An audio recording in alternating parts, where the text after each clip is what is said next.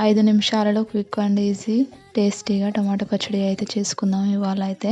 టిఫిన్‌లోకి అయినా, లంచ్ బాక్స్‌లోకి అయినా, అన్నంలోకి అయితే, చపాతీలోకి అయినా పిల్లలకి అయితే సూపర్‌గా నచ్చుద్ది. ఎంత టైం పట్టదు, సింపుల్‌గా ఉంటుంది.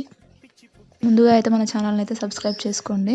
నచ్చితే లైక్ చేయండి, కామెంట్ చేయండి, షేర్ చేయండి మర్చిపోవద్దు ఫ్రెండ్స్.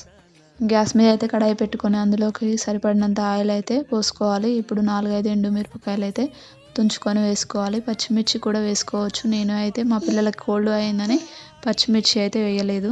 ఎండుమిరపకాయలు, కొన్ని ధనియాలు, నువ్వులు, జీలకర్ర, మినపప్పు అండ్ 4, 5 ఎల్లిపాయలు అయితే వేసుకోవాలి. కొంచెం నూనెలో అయితే వేయించుకోవాలి. వేయించుకున్నాక పక్కకు పెట్టుకోవాలి తీసేసి. నెక్స్ట్ మళ్ళీ కడాయిలోకి ఆయిల్ పోసుకొని 4, 5 టమాటోస్ అయితే కట్ చేసుకొని ఉడకబెట్టుకోవాలి మంచిగా మెత్తగా. నెక్స్ట్ అందులోకి ఉప్పు అయితే వేసుకోవాలి. ఉడికినాక అందులోకి అయితే కారం వేసుకోవాలి.